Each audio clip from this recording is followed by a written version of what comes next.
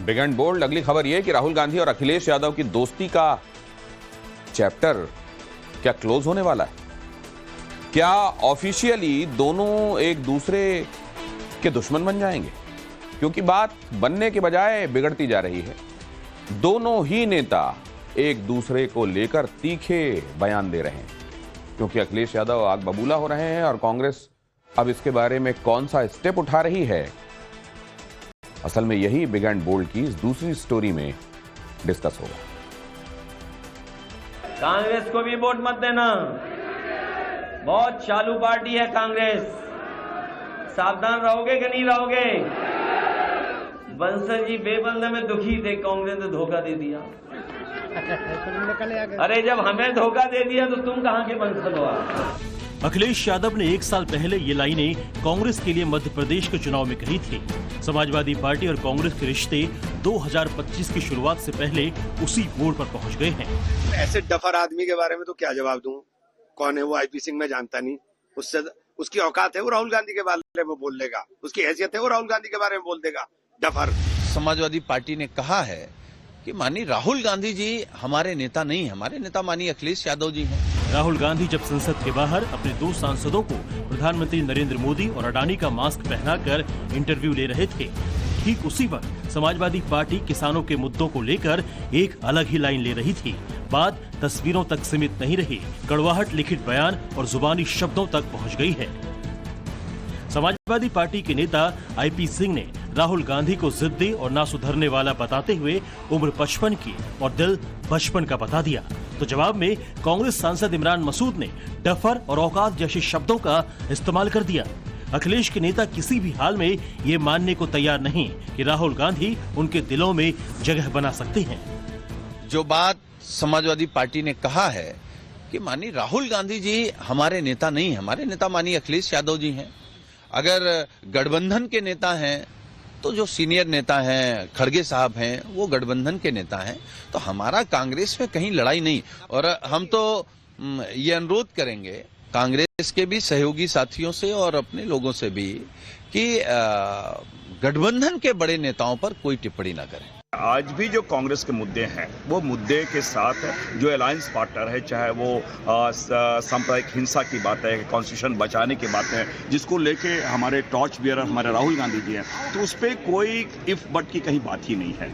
6 महीने पहले 2 लड़कों की जोड़ी यूपी में घूम घूम कर नरेंद्र मोदी को दिल्ली की सत्ता से हटाने का दम भर रही थी, लेकिन अब नौबत ये आ गई है कि ना तो दिल मिल रहे हैं और ना ही तस्वीरों में एक साथ दिख रहे हैं। सबसे पहले बात बिगड़ी स्टैंड को लेकर। राहुल अडानी पर अटक गए और अखिलेश संभल पर अड़ गए। फिर लोकसभा में सिटिंग अरेंजमेंट को लेकर समाजवादी पार्टी और कांग्रेस की कलह सामने आ गई।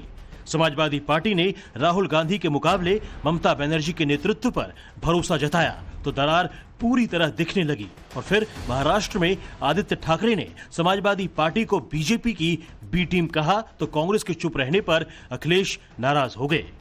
बात इस कदर बिगड़ी कि राहुल गांधी की काबिलियत पर ही सपा की तरफ से सवाल उठाए जा रहे हैं। ये अलग बात है कि नसीहतें और हिदायतें भी दी जानी शुरू हो गई है। स्थानीय स्तर पर क्रिया प्रतिक्रिया से सबको बचना चाहिए। दोनों तरफ से इस तरह की कोई ऐसी क्रिया प्रतिक्रिया नहीं होनी चाहिए जो बीजेपी चाहती है। बीजेपी तो विद्युत दृष्टि लगा कर रखी है, तो उसमें ऐसी कोई बात नहीं है। जो भी होगा हमारा राष्ट्रीय नेतृत्व बैठकर समाधान कर ले। कांग्रेस पार्टी के संदर्भ में तो अखिलेश यादव जी ने बहुत पहले ही अपने विचार व्यक्त किए थे कि ये चालू पार्टी है, इसके नेता चिरकुट नेता है, ये अखिलेश जी ने कहा था।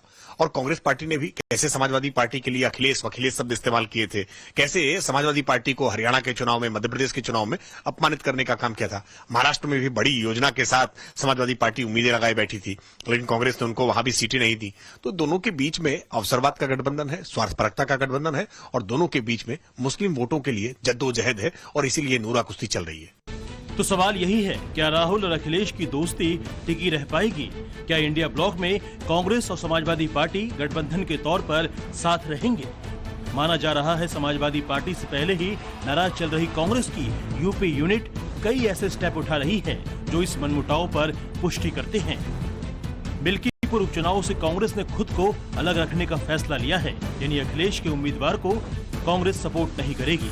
2027 के विधानसभा चुनाव को लेकर गठबंधन रहेगा या नहीं, ये भी अभी क्लियर नहीं हो पा रहा है।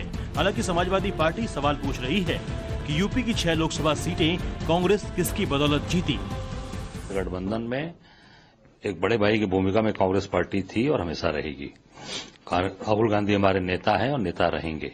जिस तरीके से देश को उन्होंने जोड़ने का काम किया, कन्याकुमारी से लेकर कश्मीर तक और पूरी तरीके से मणिपुर से लेकर महाराष्ट्र तक, तो ये उनके अंदर एक क्षमता है।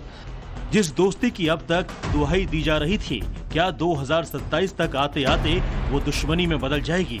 और सवाल ये भी उठेंगे, जब मिलकर बीजेपी को नहीं हरा सके तो 2 नावों पर चलकर कैसे सामना करेंगे? सबका फोकस यूपी पर सबसे ज्यादा है, क्योंकि समाजवादी पार्टी के लिए सबसे बड़ा सियासी बैटलफील्ड 2027 का चुनाव है। अखिलेश उपचुनाव के बाद बाउंस बैक के मूड में है और कांग्रेस भंवर में है। कांग्रेस पार्टी परजीवी पार्टी है, परजीवी पार्टी। कांग्रेस पार्टी ऐसी पार्टी है जो अपने बूते पर नहीं खड़ी होती, ये दूसरी पार्टियों के बूते पर खड़ी होती है और जिसके सहारे खड़ी होती है उसको भी डुबो देती है। ये कांग्रेस पार्टी का रवैया है। अभी तो नेतृत्व कौन कर रहा है विपक्ष का, ये भी सवाल खड़ा होता है। कांग्रेस के नेतृत्व को इंडी अलायंस के लोगों ने मना कर दिया है और एक तरह से बिखरावट साफ नजर आती है। सुर और ताल मिल नहीं रहे हैं और ये बिखरावट और बढ़ती जाए। सपा और कांग्रेस को लेकर सवाल बहुतेरे हैं, आशंकाएं भी अनगिनत हैं। राहुल और अखिलेश की पिक्चर बहुत धुंधली होती जा रही है और इसमें ममता बनर्जी को भी जरिया बनाया जा रहा है।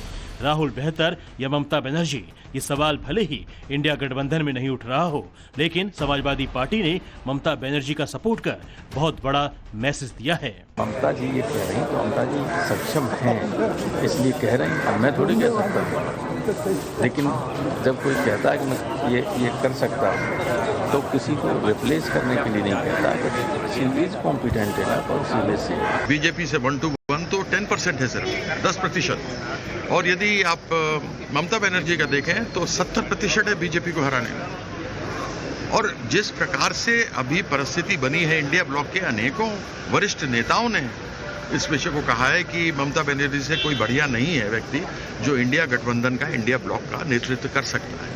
लोकसभा के नतीजों के बाद से ना तो इंडिया गठबंधन की कोई बैठक हुई है और ना ही राहुल और अखिलेश की कोई पिक्चर इस संसद सत्र के स्टार्ट होने के बाद एक साथ आई है। चर्चा तो ये भी अंदर खाने चल रही है कि कांग्रेस हाथी के साथ सवारी करने पर विचार कर रही है। ऐसा होने की सूरत में समाजवादी पार्टी यूपी में अकेली पार्टी पड़ जाएगी। कांग्रेस मुस्लिम और सपा दलित वोटों में सेंध लगाने की कोशिश करेगी। इस स्थिति में फायदा बीजेपी को पहुंच सकता है। इसके लिए केंद्र की मोदी और यूपी की योगी सरकार ने तस्वीरों के जरिए ही बहुत बड़ा मैसेज दिया।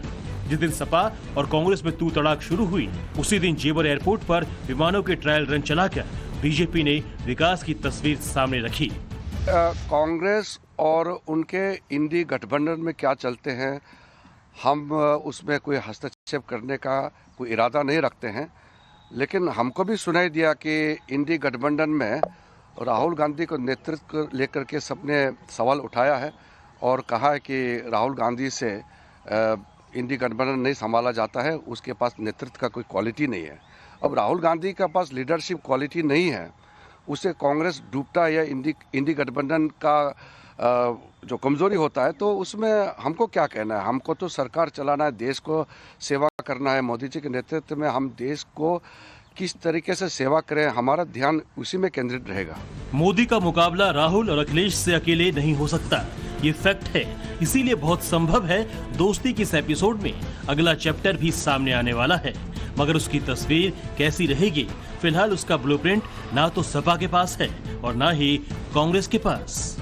दिल्ली से रविकांत राय और लखनऊ से मनीष यादव के साथ bureau report, times now Navbharat.